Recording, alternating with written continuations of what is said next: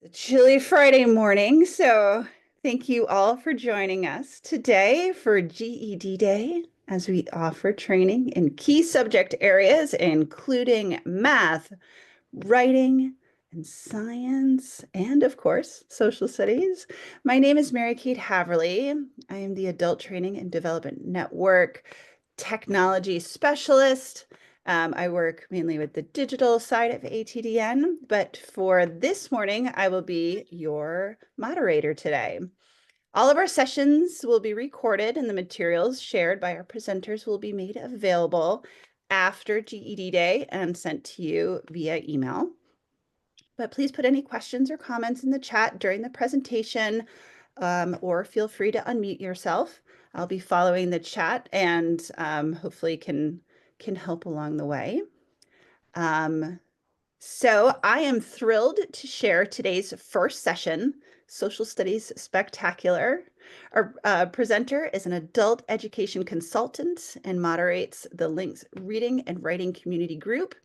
He's worked in adult basic education for over 32 years as an instructor, program director, and professional developer.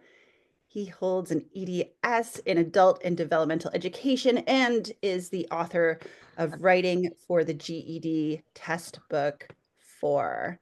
He is a consultant for COAB, DRAW, TSTM, and the GED testing service. He has facilitated hundreds of workshops on various topics at venues across the US. And I introduce you to Steve Schmidt. Thank you for presenting for us today. Well, thank you, Mary Kate. That was a very uplifting introduction. I'm ready to run through a wall now. That's great.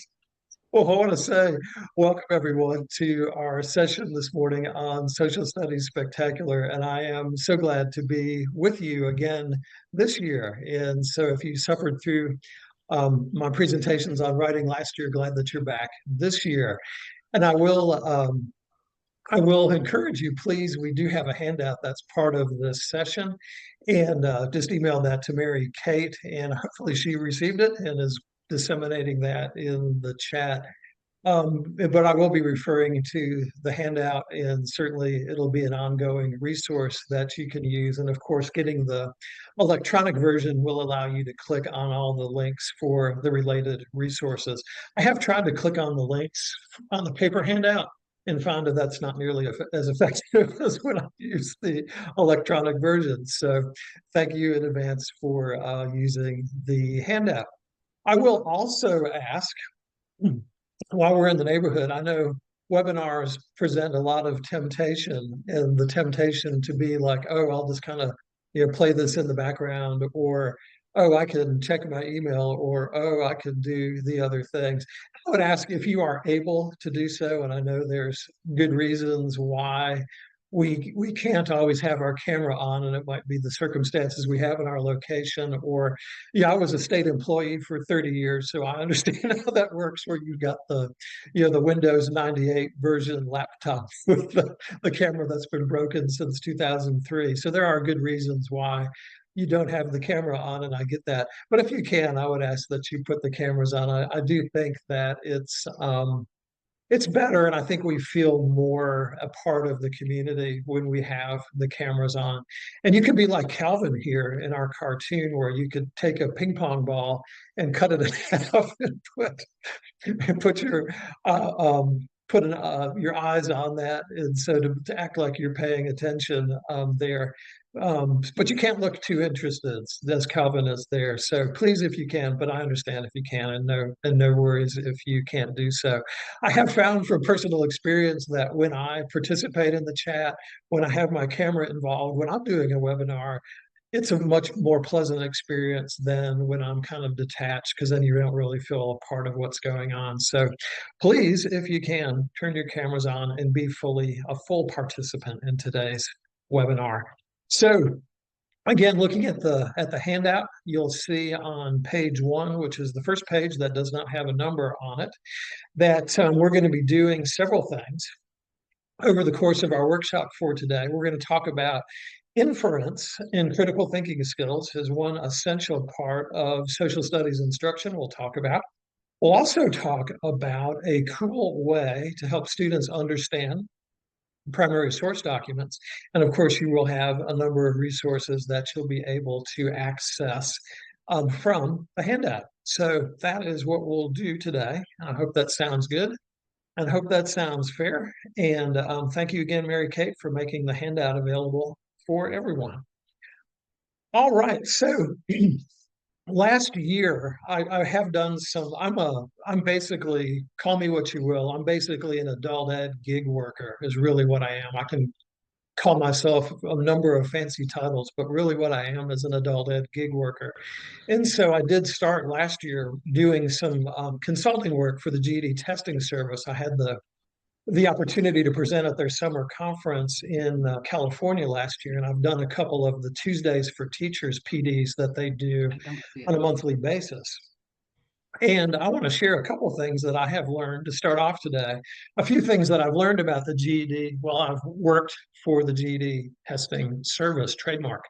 So I was at the GED annual conference in California last summer, and they honor GED graduates. There was about 8 graduates from across the country that they honored as part of the conference. And several students said, what really helped me to pass the GED was I used fill in the blanks here mobile app. And these were usually students who were in that 17, 18 to 25 demographic, some of our younger students there. And they were all over mobile apps, and they'd use mobile apps from different publishing companies. Well, one fairly recent innovation from GED Testing Service is they've come out with their own mobile app, and it's called GED and Me. And that little cartoon figure in the lower right is kind of the the spokesperson for the GED and Me app. And I did see a full webinar devoted to using the GED and Me app.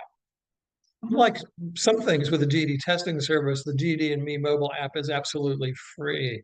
And so if you have students that are looking for other ways to engage with the content outside of class in our, in a carceral, non-prison environment that can make use of this, that's a great way to help them to get some additional practice. So I did see at the GED conference with honors grad and grads who've done really well, they really spent a lot of time practicing on the mobile app. So check out GED and Me. Students can download it from Google Play or the App Store and could use it, and it is free to use. So that would be one thing that I would share for success on all 4 of the subject areas for the GED. What else have I learned? Well, this came out fairly recently, right before Christmas, and I have seen different things about social studies pass rates over the years, including years where it was the second lowest pass test behind math. Well, I was pleased to see in 2024 that social studies, if you can see in the lower right of this, that social studies topped the charts as the most passed subject in 2024. And I was glad to see that. So keep up the great work that you're doing with your students. And I was really pleased to see how well students are doing on social studies. And I would be the first to say social studies is not an easy test. We've got a lot of graphic parts to go through, charts, graphs, etc., maps. And there's also some tricky, primary source documents to wade through. All those things add to the complexity. Still, social studies is basically a test of reading comprehension in the subject area of social studies. And so treating it like that, I think, is the best way overall to help students to be successful on it. So yay for social studies pass rate. One last thing that I'm going to share, new things that I've learned. There is one amazing resource out there that very few people know about or very few people take advantage of, and it was really released a long time ago. Actually, before the new GED came out in 2014, the latest version, I guess I should say, it's not new anymore. It's been around for over 10 years.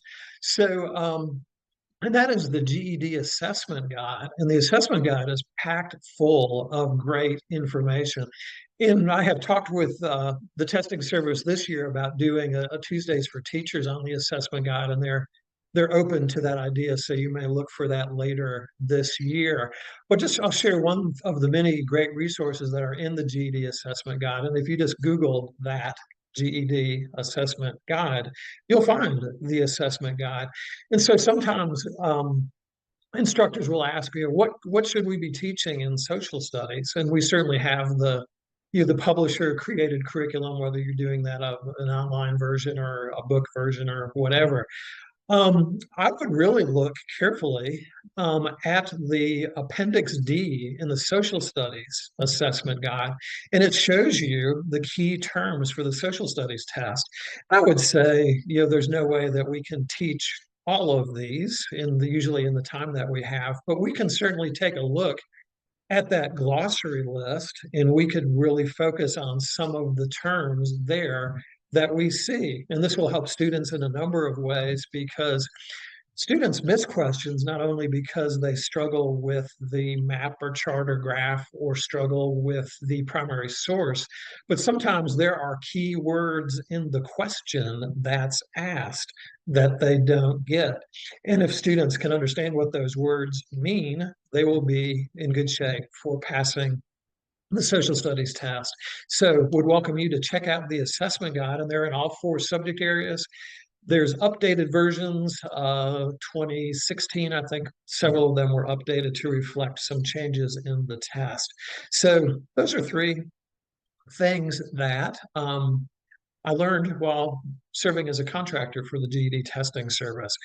Now, one thing that I would love for you to do as we're getting started is to, I don't know, okay, we got the handout in the chat, good deal. Please introduce yourself in the chat and just tell us a little bit about, where you're from. Maybe you could share an interesting fact, like it's, -5 degrees outside, just saw a penguin walking by, or something of that nature. Go ahead, please, and put that in the chat. And I thank you in advance for doing that. And please make sure you've got that handout. And thank you, Mary Kate, again for putting that in there. All right, well, welcome, Becky. And welcome, Chelsea. Oh, good. Well, Chelsea's a fan of the assessment guide. That's awesome. All right. All right. Welcome, Karen and Kathy and Elise and Amy and Amina and Chantal. It's 12 degrees. Okay. I'm having a heat wave coming through. Welcome, Jessica.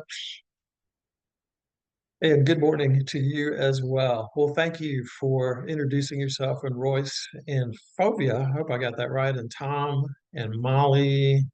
Molly's in Bethlehem. Okay. She's looking for the wise men there. All right. Well, she's probably one of the wise people there in Bethlehem. Okay.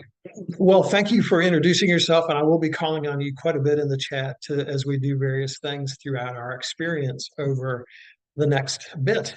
So let's talk a little bit about inference. And if you have your handout, and Mary Kate will make sure you get one if you don't, um, let's talk a little bit about inference skills. Inference is a huge part, and not only of social studies, but of science as well. And there's really some inference skills in all subject areas, but those social studies and science especially are huge with inference skills. So what is inference? Good question. Glad you asked. Inference is really making just kind of like an educated guess, and we use our own experience, but we also are able to take information from a text or a chart or a graph or a map or whatever, and putting both of those things together, we're making an educated guess. We're doing the inference. So we're going to talk a little bit about how to develop inference skills in students. The first thing that I would say is that we make inferences all the time. We don't always realize we're doing it, but to survive, to thrive and survive in society today, we need to make inferences. So, for example, looking at this gentleman in the picture here, we could probably infer that he's pretty happy because he's smiling, he's laughing. It's a sunny day. It's probably not 12 degrees, so he's happy about how things are going. So we could make the inference based on that and engage in conversation, dialogue with him based on the fact that he seems to be doing okay. Maybe if he was sad looking, we would have a different conversation like, "Are you okay? What's going on? You want to talk about it?" We might have a very different conversation based on how we perceive the person looking. So we do these things all the time. We're looking for clues when we do inferences. We're reading like a detective or watching like a detective. We see those old things with Sherlock Holmes that's got the big magnifying glass out. We are being Sherlock Holmes and trying to find out clues around us. So let's do some chatting in the chat, please. We have a picture here of, see, what should we call the dog? I don't know. Let's call the dog Pookie. So we have Pookie the dog. And we have just walked in after a long, hard day of work into our living room. And we see this. We see a little stuffed toy that's been not looking so good. So, look, it's been destroyed, I guess is what we would say. Who was responsible for destroying the toy? But then, more importantly, we have to say, how do you know? So, make sure we do both of those things. Put a guess who destroyed the toy, but how do you know? What evidence is there in this picture that backs up the fact that whoever you think destroyed the toy? And remember, the dog's name is Pookie. I think we would spell that Pookie, or you could do Pooky. I don't think Pookie really cares how you spell his or her name. Let's see here.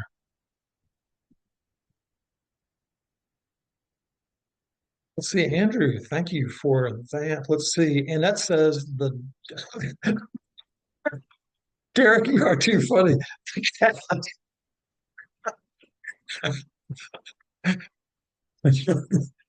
That's good. That's good.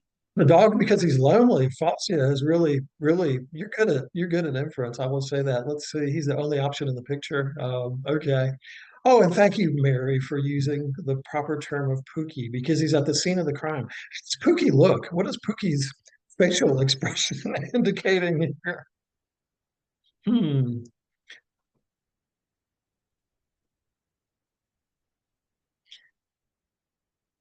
So we have a couple of them because Jessica says he's the only option. He's at the scene of the crime.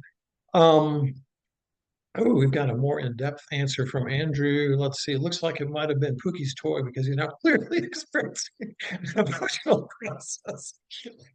That's hilarious. Perhaps he played with it too hard. It wasn't exactly battle tested. Oh my gosh. Got to really make sure these bite toys are doing well. Oh, Andrew, that was great. Thank you. Thank you. He's in the middle of the mess, says Robert, and he has a guilty look. Um, Yes, I would. I guess if dogs can have facial expression, he definitely looks guilty. Let's see. Chelsea says contribute to GoFundMe for my dog's toys. Okay, we could do that. See, evidence used to support the claim is Pookie's facial expression and the fluff around him. Kate, okay, we'll go in there. We'll go there. Good stuff. He's clearly distraught, says Denise, about the whole situation. Okay, well done. Well done. We really used our evidence gathering skills here. I'm still laughing about the cat. I guess he does have part of it in his mouth. Thank you, Lou. Good stuff there. So inference, what we're doing, we're going based on our past experience. Chelsea mentioned her dog does this on a daily basis. We're looking for clues in the picture which we've seen. So let's zoom out a bit. We're looking at how are we teaching inference? What are we going to do? So zooming out, the 30,000-foot view of the teaching that we're going to do is we're going to start with visuals. And I love to start teaching on difficult concepts with a video because a lot of times if we start with written work, we're already creating some obstacles for our emerging readers. So starting with a video is a great way to start. We could move from a video to a picture. We could move from a picture maybe to a political cartoon. We could move from a political cartoon perhaps to a sentence or two. And then finally, we could move down to GED level material. So see those arrows moving from left to right and then down. That's what we're trying to do here as we go through this exercise in teaching inference skills. We're going to move from video, picture, political cartoon sentence to GED level material. So that's the big thing we're doing from an instructional standpoint. We could talk about this as scaffolding. We're giving students more help at the beginning, and then as time goes on and their skills build, we take away the scaffolding. So in other words, we don't need the video anymore. We can use the map, chart, graph. We can use the text from there. So when people talk about scaffolding in education, that's what they're really talking about. Okay, so let's start out with the video and let's move to this, and hopefully we can still see it. I have optimized it for video, and can we still see the video? Can we see the video? Robert, purely circumstantial. Robert, you have a law enforcement background? Could be, could be. Okay, so we're going to take a look at an advertisement that came out some years ago, but our mission is to decide this. Mission is to decide what gift does this young person graduating from high school or college think they are getting, and what gift are they actually getting? So again, our thought is, what gift is this person think they're getting, and what gift are they actually getting? Here we go. A blindfold, Mom? Really? Is this necessary? Happy graduation, sweetie!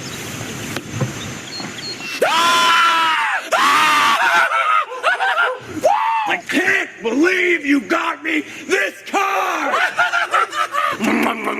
Amazing! Status update. Best day of my life! I'm calling Grandma. Grandma. Should we tell him that? No, let him tire out first. Jogger! Check out my sweet ride! How can you jog when you can drive?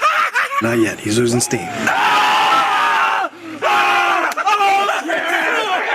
Just let it run its course. Marry me right now! So marrying you right No, now. we're getting married! This is the best day of my life. Hey, Steve. Best gift ever. Love the car. Best gift ever. Woo! Best gift ever. Yes, best gift ever. Love you guys so. Hey, Mr. Johnson just stole my car. It's always a bad day when Mr. Johnson steals your car. Definitely.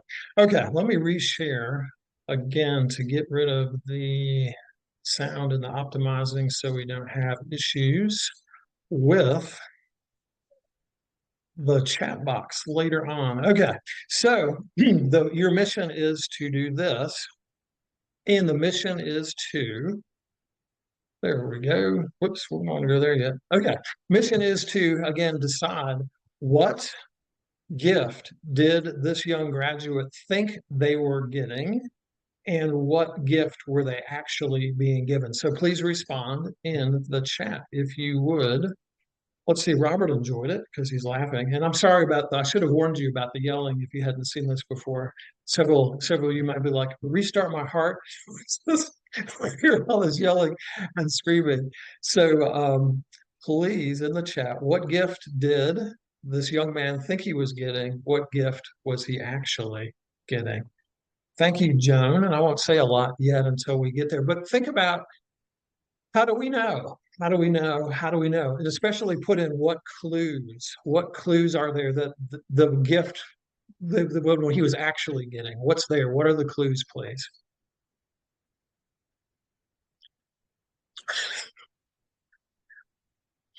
Andrew, you should be an author. If you are not a writer and you're not an author, you need to be writing because you have the gift, sir. You have the gift. Let's see here.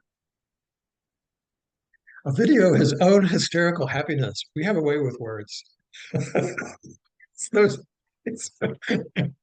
Okay, several folks have mentioned one big clue there. And good for you for seeing it, because it's really, we really have to do some work here. The action comes fast and furious. And also, the fridge is kind of out there on the bottom right, and we don't really see it. What we see is big and bold, that yellow sports car, which we all want, but then we remember we work in adult ed. We buy sports cars. This is not going to be happening. So, yeah, Liz has gone into in-depth here. Thank you. The parents' conversation. Good, Liz, you brought that up. Well done. Well done. Okay, good stuff. The bow, good. Let's see. The yellow car is much more enticing. Oh, that's good. Mary, deep. That is deep. Big deal with the blindfold. Yeah. Would we do a blindfold with a fridge? That's a good question. The look on the adult basis was good. Okay, wonderful. Well done. And thank you so much for the good information that we are receiving in the chat. So we've kind of got the ball rolling. We're using our inference skills. We're looking for clues, both of which we did extremely well. And thank you so much, everyone, for your good work in the chat. And I'm going to ask you to continue because we'll be doing that a lot as we go on through. Let's move now to a picture. And of course, this is a picture of some historical, whoops, we don't want to get to that yet. This is a picture of some historical significance. And I want you to look at this very closely. What I would say first is if you are Mr. or Mrs. Historian and you know who these people are and you know all about this, don't give away everything. We're just trying to go on the clue here of what do you notice? What do you wonder? These are two really important questions that we can use through a lot of our teaching and really every subject. And a lot of times we would say, well, our students don't have a lot of social studies background knowledge, and I would agree with you 1,000%. But every student can notice something. Every student can wonder or ask questions about things. So look at this very carefully. And again, if you're aware of all the ramifications of this picture, let's hold on to that just a minute. You can pat yourself on the back for your wonderful social studies knowledge. But just what do you notice? What do you wonder? You can do one or both. If you're one of those type A people and you want to respond to both, go for it. You can do one or the other. Either one's fine. Go ahead and put that in the chat. Let's see here. I'm not going to comment yet on what Elisa said.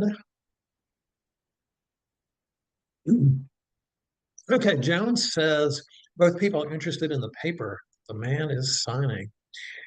And let's see. Fauzia is wondering, Fauzia was probably more correct. And again, my apologies if I'm not getting that. Signing some document, wondering what. Let's see.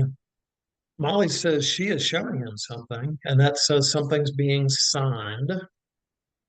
Robert says, what is signing and why is it important to be photographed? It's true, because we sign stuff all the time, and there's no photographers when we sign off on our adult ed forums. It's true. A lot of papers appeared in front of him. He seems to be doing official business. Oh, good, Mary. Good. Let's see. Kelly says the period clothing. Wonder what period we're looking at, Kelly. The solemnity. Oh, wow. That's great. The formality of the moment. What's being signed. She's directing the person where to sign. That's interesting. I wonder if there's any other theories about is she directing where to be signed, or perhaps is her hand where it is for some other purpose? So any other things that we see? I'm noticing some of those papers they have round circles on them, and I wonder what the deal is with the round circles. And I wonder if they're what they represent. It's black and white photography, so we maybe lose some detail, but maybe gain some others. Amina says the document's important to the woman. That's a good thought. Lou says it looks like he is asking her where he should sign rather. Okay. Any other notice wonders? We've got some good ones. We've got some good ones here. Good stuff. And I will tell you the rest of the story in just a minute. I know some have and understand and know the story. And good for you if you do. Okay, let's see. I'm going to look at one more chat. Fauzia says notary seals, and that could well be several official documents. And what do they represent? Good questions, good questions. And I'm doing this faster than what I would do this if I was working with students. You know your students, and you've hopefully been teaching long enough where you know when you can still get some good responses and when the ship has sailed and attention span is lost. So, but I would encourage you to keep the ship sailing as long as possible, asking good questions, asking follow-up questions as long as we can to keep students thinking for as long as possible. And I never try to say you're right or you're wrong. I'm just trying to just keep the thinking going for as long as possible is what my goal always is. Okay, I'm not seeing anything more in the chat. So we'll pause a bit on the notice wonder and I'll tell you the rest of the story. Because really that's what history is people and their stories. I hated history classes in school, and you may have as well, that were all about the fact and the date and this war happened. But history is about people. History is about the stories. These people were just like you and me, and they went through stuff. They worried about the future. They lived just like people do today, just in the context of their times. But they're people too.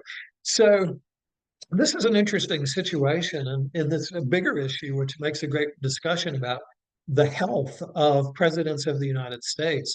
We have a long and, I don't know, say proud history of presidents being not very forthcoming always about their health situation, maybe with the exception of President Lyndon Johnson, who showed a scar from a gallbladder surgery that he had in the late 60s in a very famous political cartoon where he's lifting up his shirt to show the scar and a map of Vietnam is there instead. But anyway, this was a situation that occurred a little over 100 years ago, and the man, as Elise very correctly stated, pat yourself on the back, Elise, well done. This is President Woodrow Wilson. And for the last year and a half of his presidency, from the fall of 1919 to when he left office in March of 1921, I keep wanting to say 20, he was basically a high functioning invalid, and then sometimes a low functioning invalid for the last 18 months of his presidency. He had had a massive stroke back in October of 1919 while he was on a whistle stop tour across the country trying to get support for the League of Nations, and he collapsed and he had a small stroke out west. The train took him back to Washington, D.C., and he had a massive stroke in the bathroom at the White House where he was totally paralyzed on his left side. His steward, the guy that took care of him, said that he was as dead as a man could be and still be alive.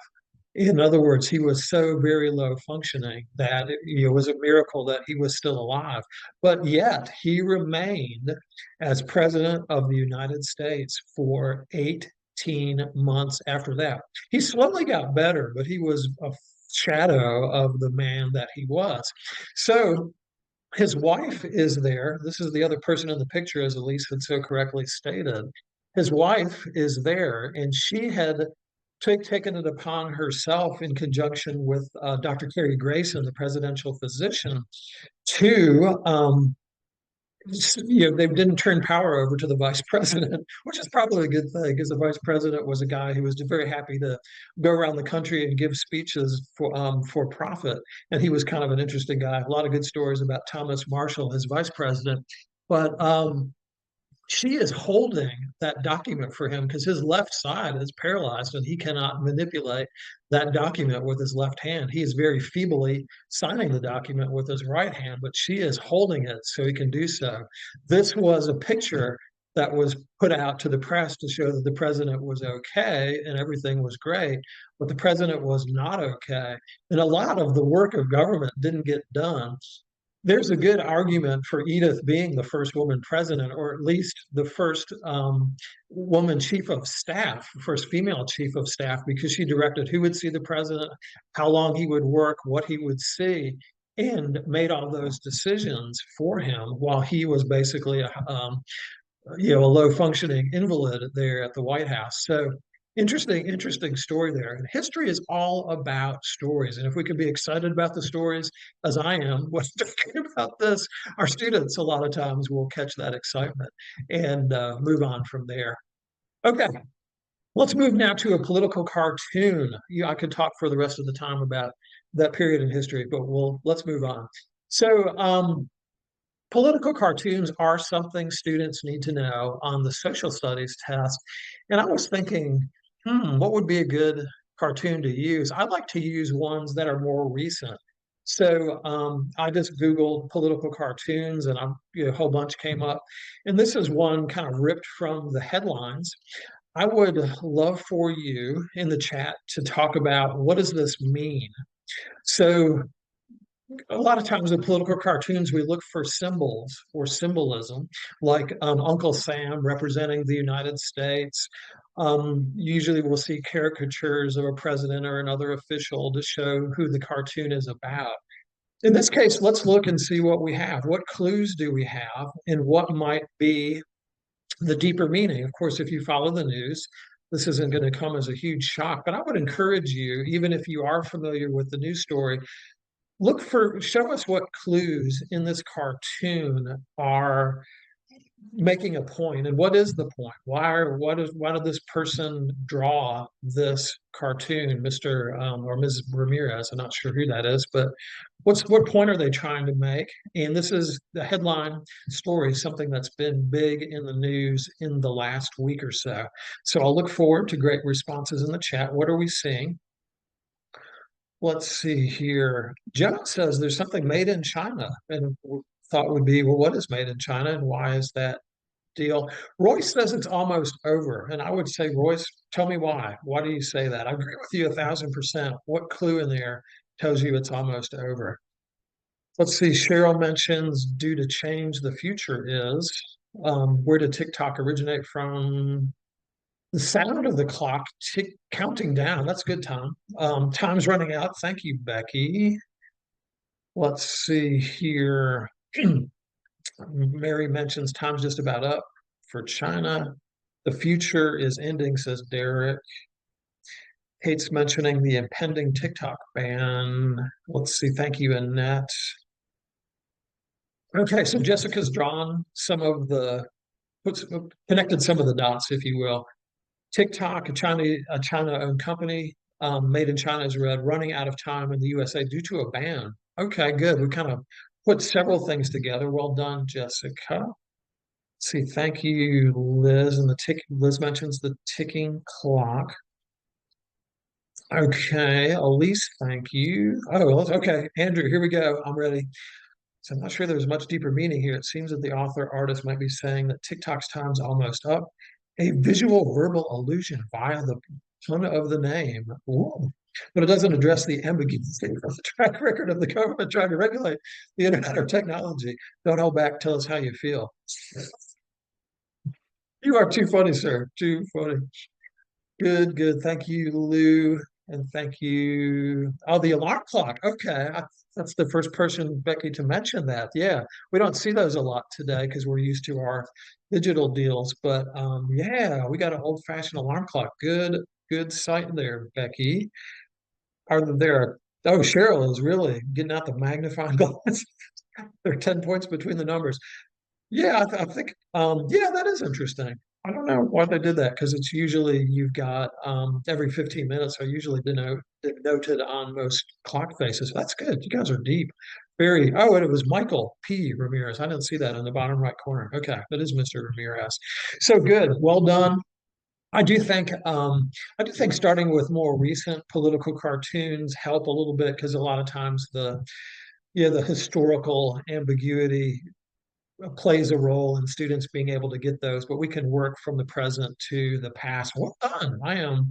Give yourself a hand. Well done. Good analysis here on the TikTok situation. So let's see. Let's pause and back out a minute. We started with the video. We went on to do a picture. Now we've gone to a political cartoon. So let's see. What are we going to do next? Oh, this is just more descriptive about what's going on with TikTok and the new president saying every rich person has called me about TikTok. When asked by a reporter why he's had a change of heart since trying to ban TikTok in 2020, Trump responded, "Because I got to use it."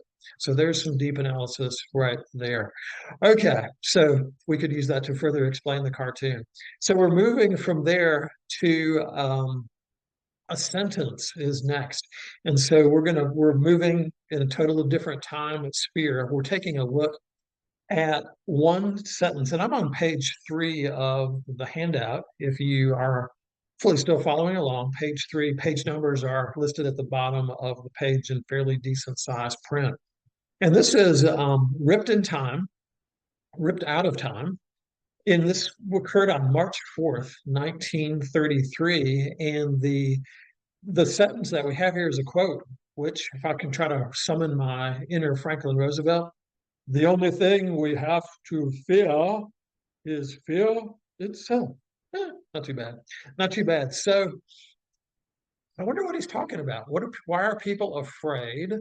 And what does that mean? The only thing we have to fear is fear itself. So again, I'm going to invite you, please, in the chat. What's going on? Why are people afraid? What's he saying? What does it mean? And how might this be helpful? Because this is the President of the United States speaking March 4th, 1933. What's he saying? Why is he saying it? And what are people afraid of? So think and please put stuff in the chat. I shouldn't say put stuff, put good analysis in the chat, not stuff. Okay. Oh, more detail on the clock, the isolation of the color red. And then, yeah, that's interesting. That is interesting. Let's see. Elise says Great Depression. Okay. Becky says Rise of Nazi Germany. Okay. So good. We're thinking a little bit with historical context. And by the way, you might say, and very correctly, so, our students don't know anything about the 1930s, and that may well be true. Background knowledge is big in social studies. So how do we get background knowledge for our students? I'm going to make one suggestion, and I would love to hear your suggestions in the chat. A lot of times we can create instant background knowledge through showing a short video on a particular time period, and those things that we can find all over YouTube can help. And just showing, it doesn't have to be long, but just a brief video that goes through the times and what's going on can many times help to create some instant background knowledge where we can then have a deeper discussion about picture, a political cartoon, etc. So I always would recommend that. Let's see, Andrew gives us about the recent stock market failure. Okay. That happened in October of 1929. And I would say we're now in March of 33. So it's been about 3.5 years. Okay. What he's really saying, if people hadn't panicked, the disaster would have been attenuated. Attenuate. That's a 5-syllable word. I'm impressed. See, panicking and pressure intensifies the effects. Okay. So he's implying that there are exigent circumstances people and countries can't avoid, but what they can avoid is exacerbating those trials with panic. Good stuff. Good stuff. Thank you, Andrew. Let's see, depression and war, but I think he's trying to tell people to feel confident that he'll take care of it and they need to trust themselves and each other. Oh, I like that. To reduce fear and anxiety. Liz mentioning the Great Depression. We need to pull on our inner strength. Okay. Let's see, Karen says, this must be a challenging time. Fear paralyzes. Good. So we even see that if we're not familiar with the time period, like many of our students would probably not be, what the message is. And great analysis there, Karen. Thank you for that. Lou says, period of uncertainty and numerous events that cause stress and panic. Okay. Good stuff. Good stuff. Okay. So we could have a much deeper discussion than what we will have in the time that we have here. But it was, the situation, as several alluded to, was the Great Depression. The stock market did crash in October of 29, but very few people actually owned stock. But it really served to create fear. And if the stock market crashes, which we thought was going to go up forever, what's going to happen if people really pulled back on their spending? And in 1933 there was about a 25% unemployment rate. 1 out of every 4 people that wanted to work could not work. And as several folks mentioned, Hitler was on the rise in Germany, and he's making threats, and he wants this and he wants that. It was a very scary time, and this period of time had a huge impact on people. My mom is 94. My father recently, he passed away in the spring. He was 96 years old. They both grew up in the Depression, and that really you scarred them for the rest of their lives. You know, you don't throw anything away. I helped them move down to Florida many, many years ago. And man, their house had, you know, it took us weeks to go through stuff because they saved everything. You never threw anything away. Dad saved one half of a pair of stilts. I still don't get that. What do you do with one half of a pair of stilts? And Dad was like 82 at the time. I don't know why he had half a pair of stilts, but anyway, so a lot going on here. We could have a much deeper discussion about this, but I suggested a couple of questions on the top of page 3. So let's think about then the next step. And thank you again for all the good comments in the chat. So we've just really tried to do some scaffolding. Start with the video. We've gone to the picture. We did a political cartoon. We started with a sentence that had a lot of good things in it. And then from there, we can work on doing social studies level material like this question that we would see. And we can see it's good that we worked up to this because, you know, this particular question's got a lot going on. We've got a text box with writing. We've got a graph. We're trying to put both of these things together.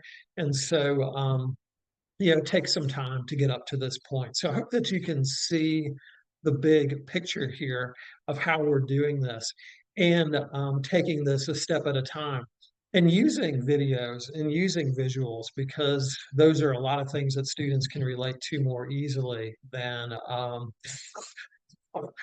was laughing from Andrew's comment about dad's half stilted. That's too funny. But anyways, so working up to this, so I hope that we see the progression here.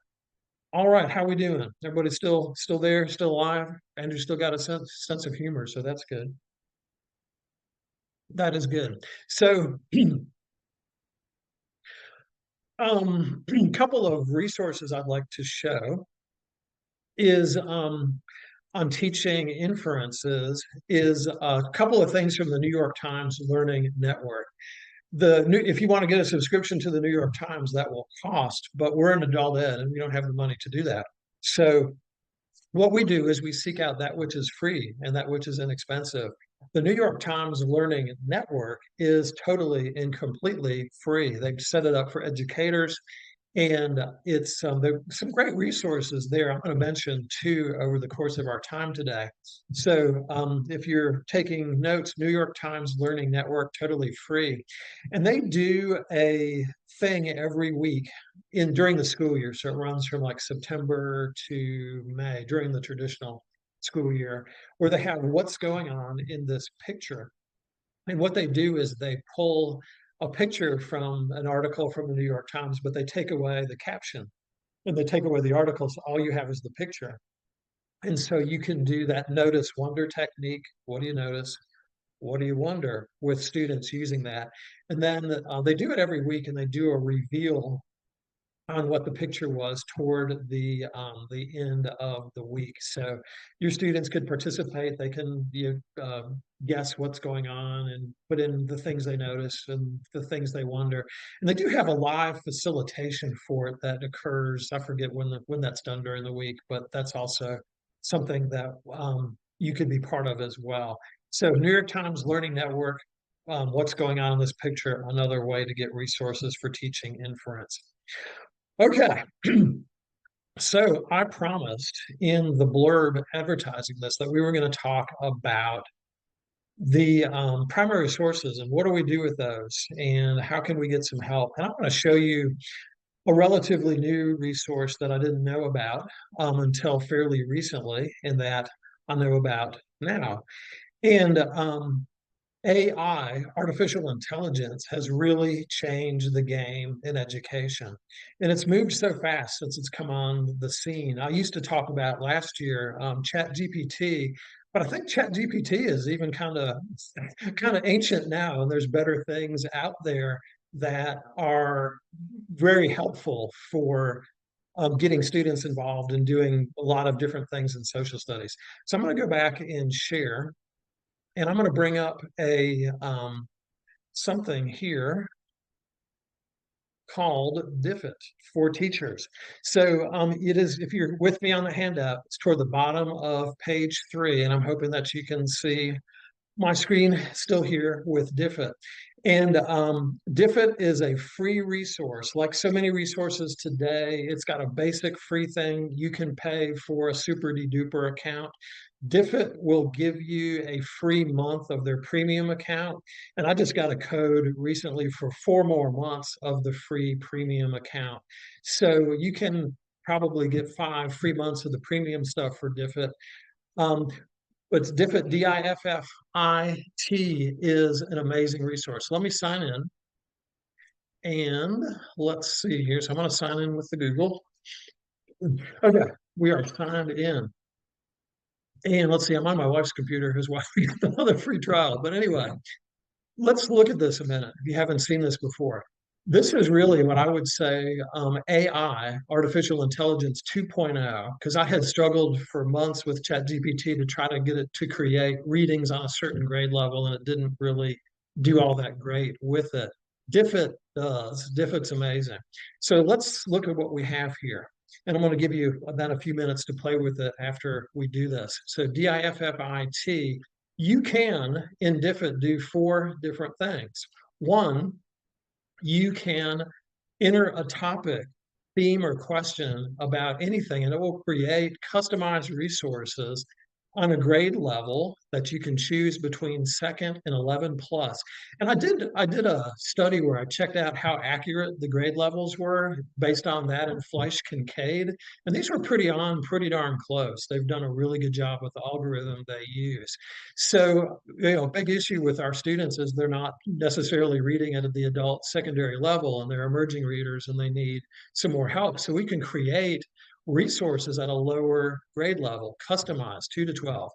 We can do it in different languages. If you're involved in ESOL instruction and maybe you want to do some things in both languages, you can create some resources in other languages. They've got Spanish and Chinese and a whole bunch of different ones. And we can create some different types of reading, informational text, or we can use fictional text. So let's say I wanted to create some resources on let's see, we were just talking about Woodrow Wilson and his plan for the League of Nations. So let me put in here League of Nations, and I'll try to spell it right. League of Nations, and I'm just going to click here where it says generate resources, and it's going to give an advertisement while it's thinking. But while it's thinking, it is going to create an amazing array of resources. It is unbelievable. So let's see what we have. We've received some images that we can use, different images for different things. We have had created for us an adapted reading passage at the 5th grade level, and it is pretty darn close to that. It's created a bullet point summary. It has gone with some key vocabulary words. It's created some multiple choice questions. It's created some short answer questions. It's created some open-ended prompts. And with the super duper premium version, you can create some student activities. So I'm going to click on that, and it's going to bring up all kinds of things. It has every graphic organizer that you have ever seen under the sun is here. It also might create some PDF things. It's got summaries, 5 senses, Buka Chuka setting, which I don't even know what that is, but it's got it has some things with vocabulary, including the ever popular Freya model. So a wealth of resources, as you can see, more than you would ever want to use. Writing strategies. It's amazing ways that you can do for group work. It's incredible. Critical thinking strategies, comic books, all kinds of things. And it was created in a few seconds, more resources than we could ever possibly use. So let me go back to where Start New. I can also do this with a YouTube video. I can grab the URL link, I can paste it in, it'll create all kinds of learning activities based on the YouTube link. I could do a text. So let's say, for example, that we wanted to do some things with the Gettysburg Address, but our learners may not necessarily have the reading skills to tackle that at the moment. Okay, great. So I'm going to paste the Gettysburg Address. I'm going to go and maybe create some resources at the 2nd grade level, and I'm going to click on the generate resources, and we're going to see a very similar situation that it's going to, once again, resources. It's going to give us this document at a friendlier reading level. So This is now roughly a second grade reading level and the things that we saw before. So it is absolutely amazing. Diffit for teachers, Diffit. Now, if you are able, I'm going to give you a few minutes to play with Diffit unstructured. You may already be doing that and have tuned me out a while ago. That's okay. So I want you to really get this resource and see what it's about. So I'm going to give you a few unstructured minutes. You can create an account with a username or password, or if you're logged into your Gmail account, you can log in with Google. But just go ahead and play with Diffit. That is your assignment for the next few minutes. And I'm here if you have any questions, but this will be just some unstructured time to play around with Diffit and see how it could help you with your social studies instruction. But I'll still be here, of course, if you have comments or chat. Oh, Andrew asked a good question. Does it do this without hallucinating? AI is certainly not perfect. I can only speak from my experience, and I have found it to be very accurate. But I would say, and you raised an excellent point, Andrew, thank you, that there is a chance of hallucination. So you certainly would want to check over any work that AI creates to make sure it's okay. Can you paste cartoons into that? That's a good question, Molly. I have never tried it. Let's see here. I'm going to play with it and see. I'm going to try to answer your question here live and in person if we can do that. Let's see here now.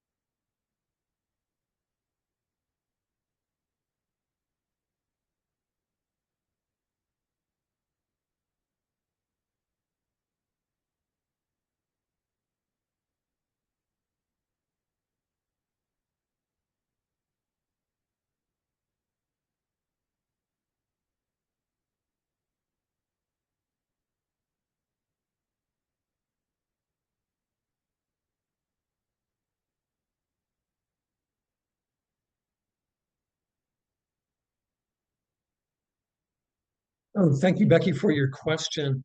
Hallucinating is AI is not perfect, and it uses information from all over the web to create resources and things. So sometimes they have found, as AI is still fairly new, that it will try to fill in the gaps itself sometimes, and it will say things that aren't true. And so that's an example of hallucinating. It will create information that's not true.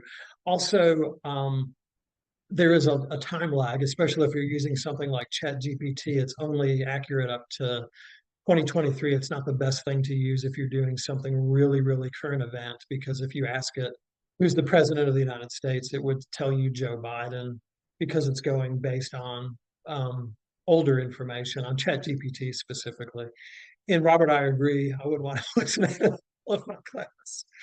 Oh, and Andrew has given a much more in-depth. Let's see, itinerary for a visit to Toronto. Recommended record shops and parlors that didn't exist. Great. I combined them to create an idea that was pleasing, but not reality.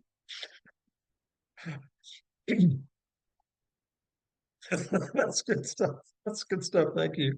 So take a couple more minutes, play around. And if anybody has a PDF of a political cartoon, which I don't have, and I'm on my wife's computer this morning because my webcam is down for the count, and I'm not happy with you, Hewlett Packard, since I just bought this new computer in August, but that's a story for another day.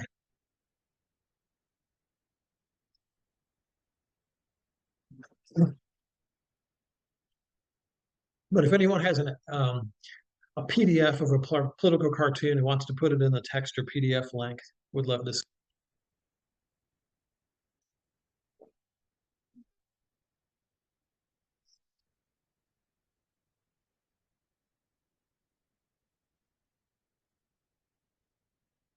Give you about 2 more minutes.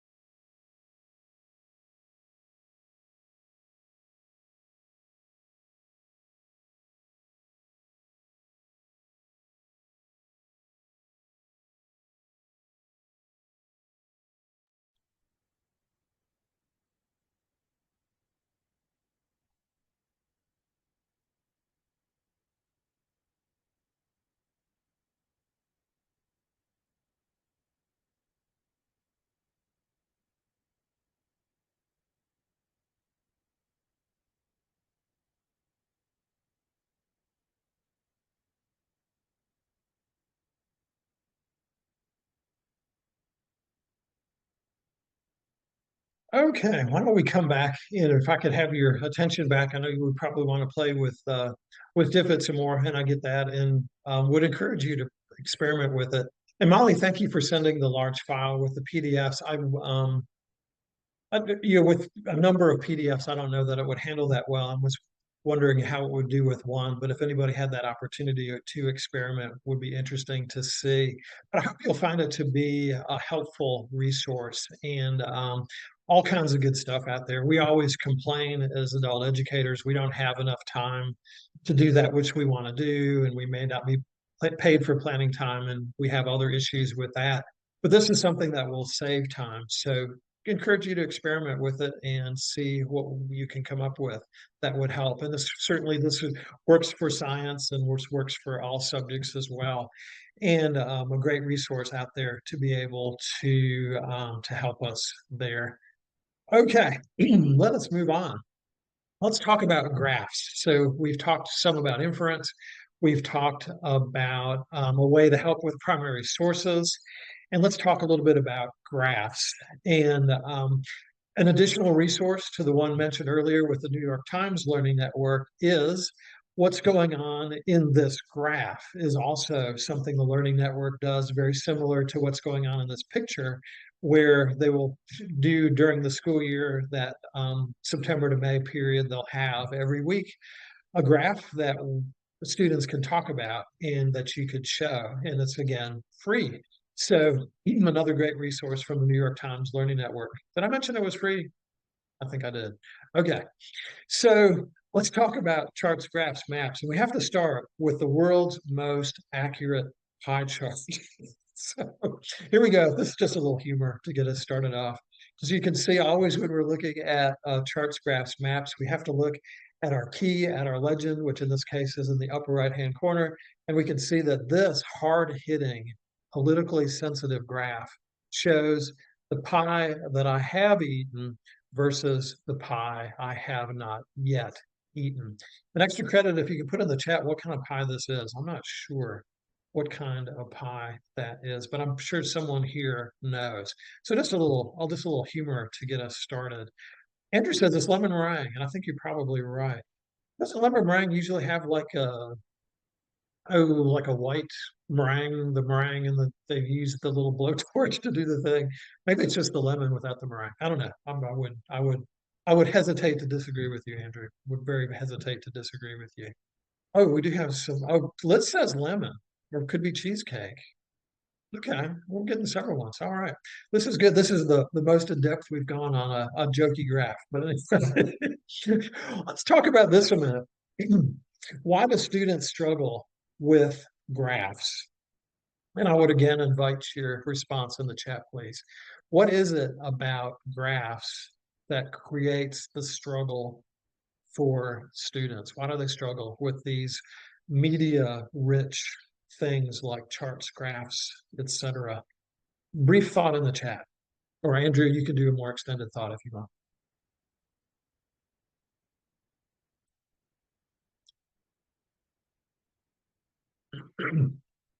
Royce is going out there for pumpkin. All right, you're a deep thinker, Royce. Why do students struggle with graphs?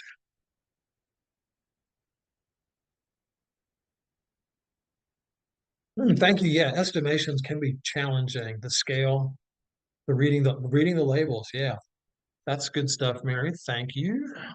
Oh yeah, because it's where math comes in and rears its ugly head in social studies and science. Background knowledge, good stuff. Good stuff. Thank you, Liz.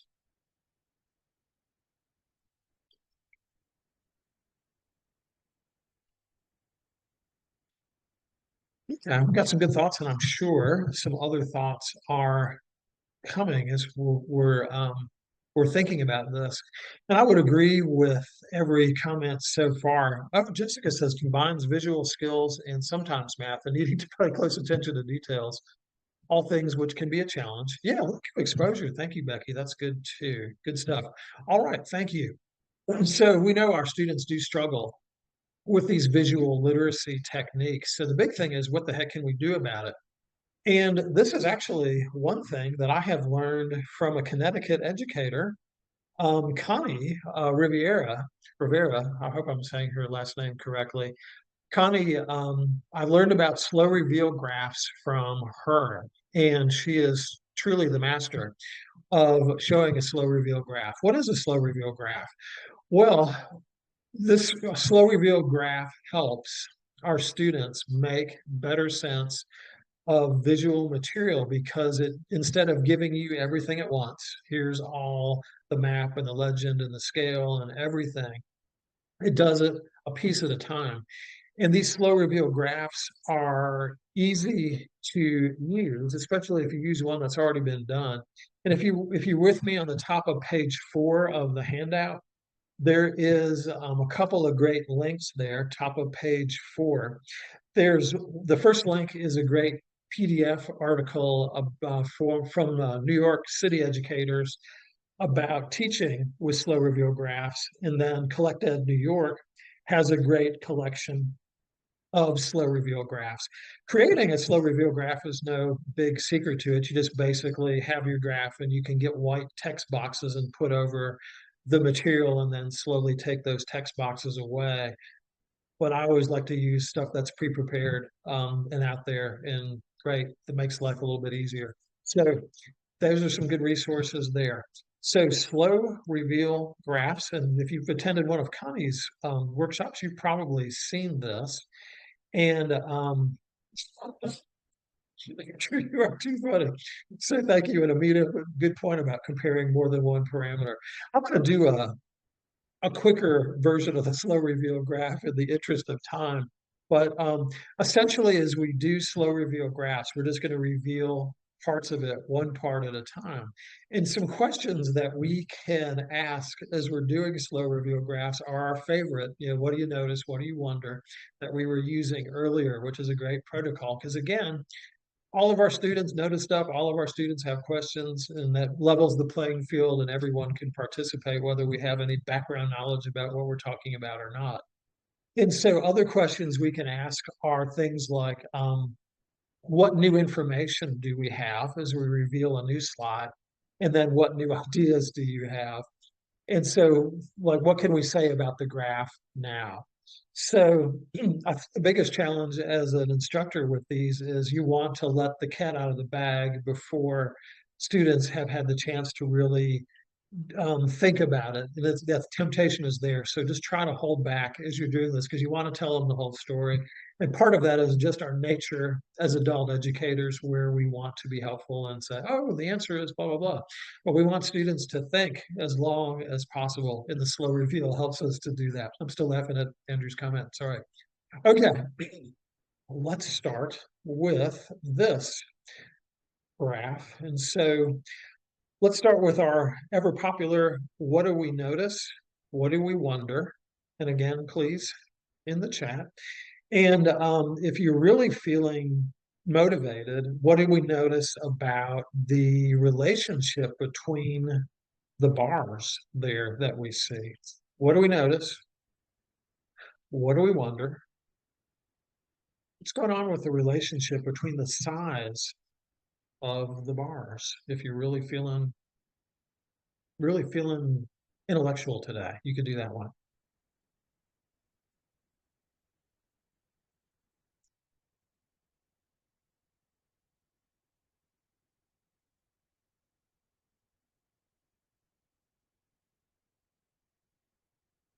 Okay, people are thinking deeply.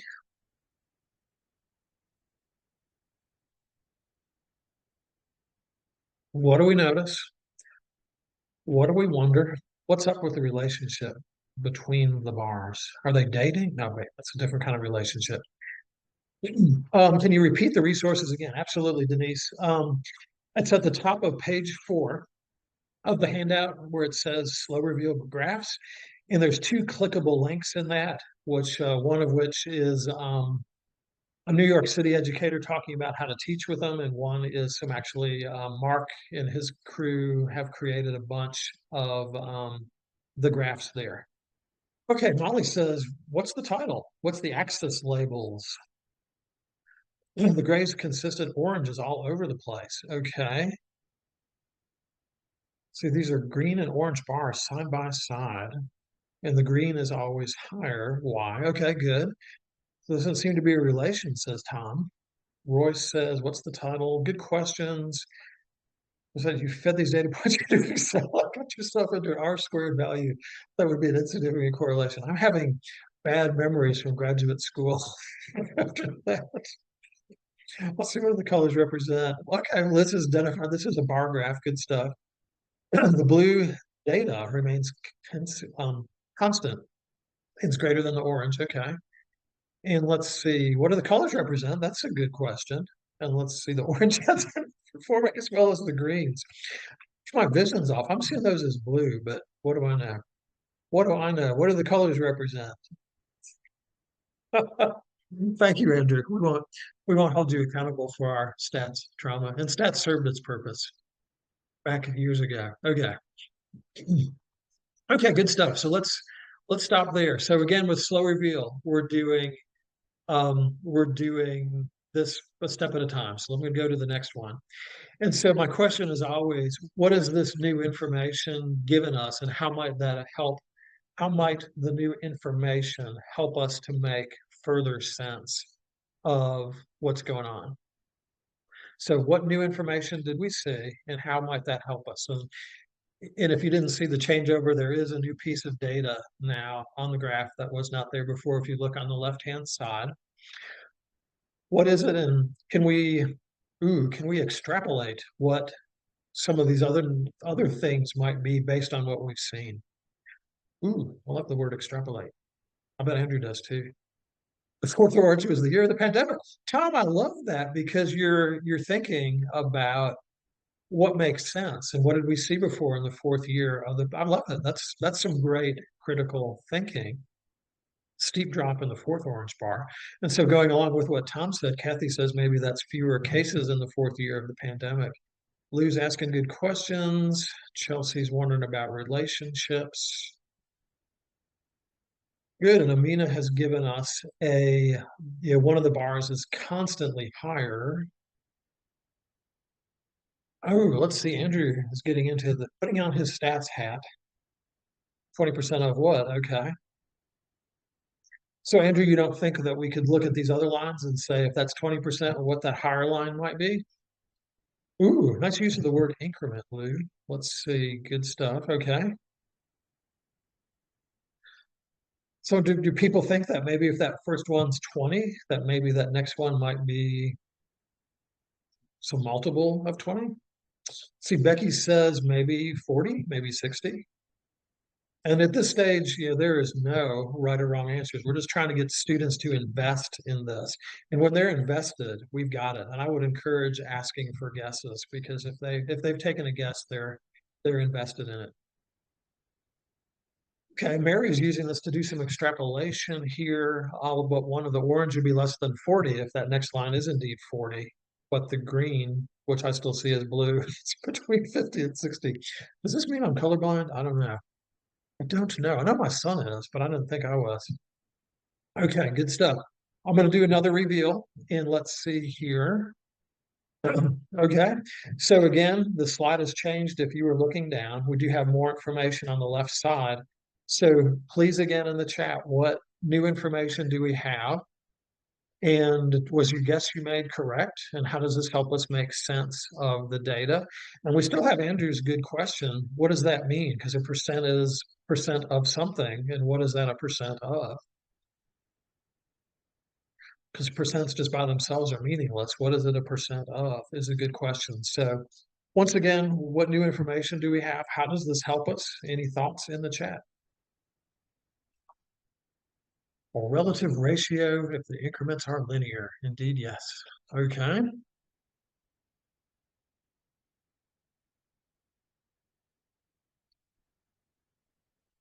Okay, we've got some metadata. Thank you, Andrew, for the dive into statistics land. And please don't be intimidated by Andrew's statistical comments.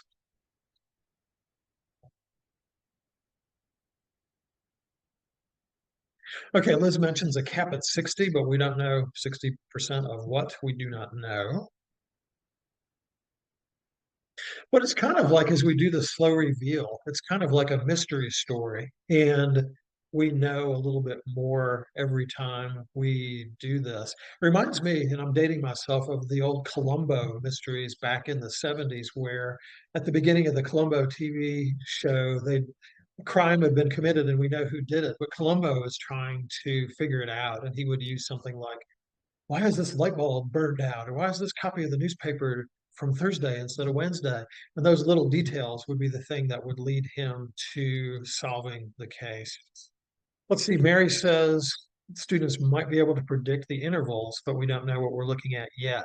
The slide might reveal a prediction they make. Good stuff, Mary. Thank you. Okay. We now know the increments, but we don't want to know what they're measuring. Good. Okay. Well, let's get some more information. So here we go. New information will be revealed now. So let's focus. And again, if you missed the new reveal, look at the bottom.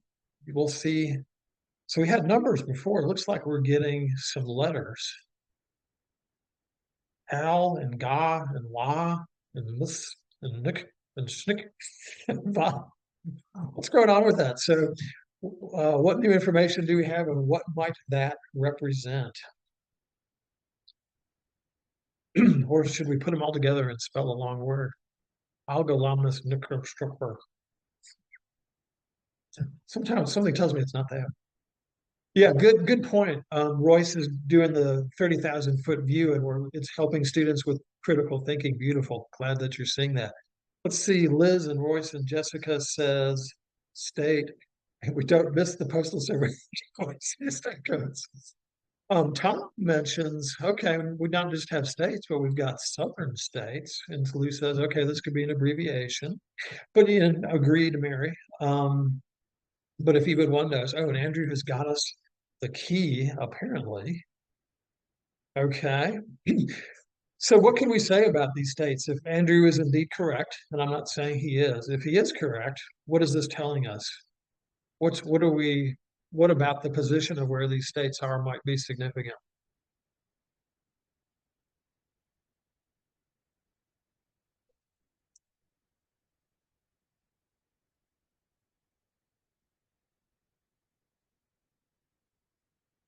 Like, for example, are they all northern states? Are they western states? Are they deep south states? Are they mid-Atlantic states? Are they New England states?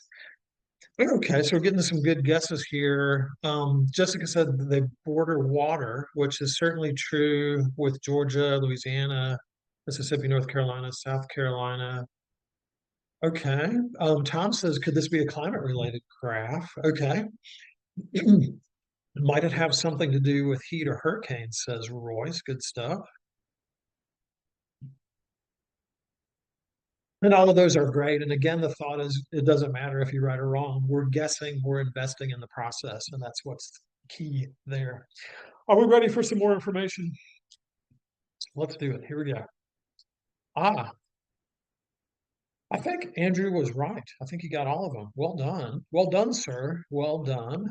So be thinking again, what's significant about these states in particular? Um, how might that help us? And any other guesses about why we're doing this? Well, it says maybe something Civil War related. That could be. Because I'm thinking, Lou, and I'm sure you're thinking that all of these states were Southern states that did secede or leave the Union during that period of 1860 to 1865. So wonder if it has something to do with the Civil War or effects of the Civil War. Do the next reveal. So, and if you didn't notice, look at the far left. What is going on there? It says percent registered as the new information. Talk in the chat. What do you think that might mean, please? Well, it says slave versus free. That's an interesting guess, and certainly very well related to the time period. Amina says voting. Kelly says registered to vote. Okay, that's a thought. What could there be any other registration that people would be concerned about enough to create a graph?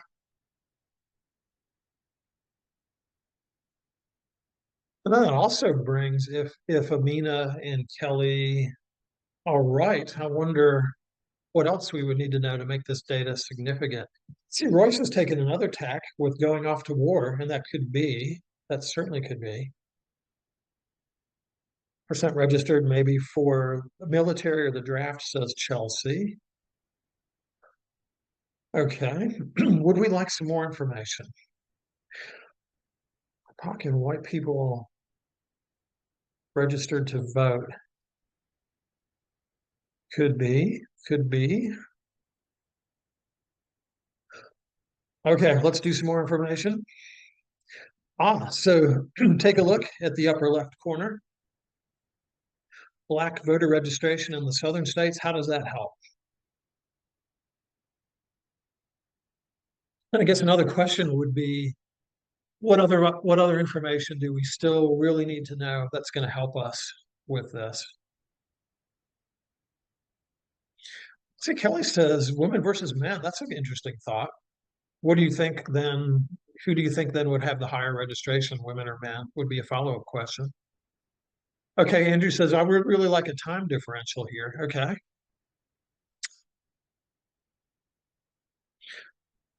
Black voter registration in the southern states. And do we know anything about black voter registration in the southern states? That might be something to talk about. Okay, one more piece of information in the interest of time.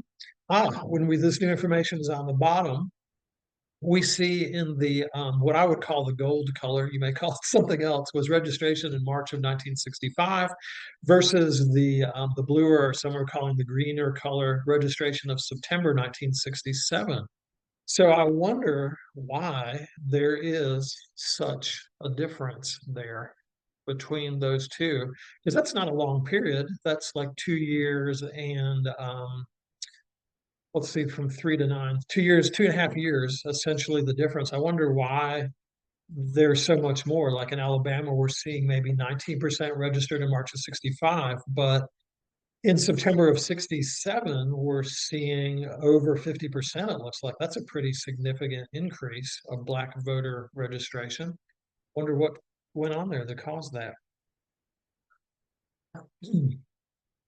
Let's see, Kathy's provided an interesting guess about the 15th Amendment. Kelly says Voting Rights Act, and Andrew says Civil Rights Act. Good stuff. So in the interest of time, we're going to stop there, but you guys did great. I am so pleased. And I hope you got a feel for this of how this could look with your students.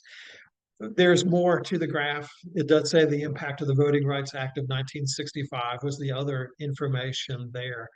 And there's also the last reveal was the source. The source is always important because it makes a big deal about where the information came from. Do they have a bias? Are they trying to prove a point, et cetera? So I love the way that we did sense making throughout this, as opposed to just boom, here's the graph, and we're going from there. And we could then use this to tell a story. How would you feel if you had to pass a test in order to vote? And that was the reality for folks in the Jim Crow era South from the 1870s up through the 1960s, where they'd have to answer questions. Black voters, potential Black voters, would have to answer questions like, how many bubbles are there in a bar of soap? Or would you read and interpret the Constitution to my satisfaction? And if you presented a Black face and you were the Chief Justice of the Supreme Court, there was no way that you were going to be registered to vote based on the biases that were there at the time. I'll have to use things like the Louisiana literacy test, spell backwards, forwards, print the word vote upside down, but in the correct order. And then the last one, that question 23, draw a figure that's square in shape, divided in half by drawing a straight line from its northeast corner to its southwest corner, then divide it once more by drawing a broken line from the middle of its western side to the middle of its eastern side. But all these tests were designed to stop Black voters from voting. And this is part of President Johnson's speech on the Voting Rights Acts. And I think he hit the nail on the head when he said in that second paragraph, the harsh fact is that in many places in this country, men and women are kept from voting simply because they are Negroes.